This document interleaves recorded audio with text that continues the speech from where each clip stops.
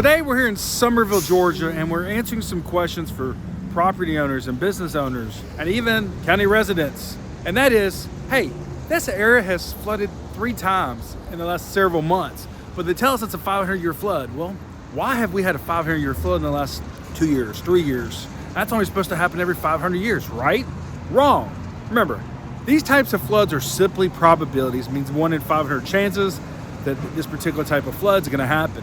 In fact, we've seen 5, 6, and 7 500-year floods happen within 1 year. So it's important to understand these are just probabilities. So if you have suffered damage from a 500-year flood, it's important to know that you A, have flood insurance in place, and B, know that it could easily happen again in way less than 500 years. So if you've got questions about how to properly protect your property, click below to visit our website. 3 simple steps. Step 1, fill out the form. Step 2, receive customized flood insurance proposals from us. And step 3, pick a plan that best fits your needs.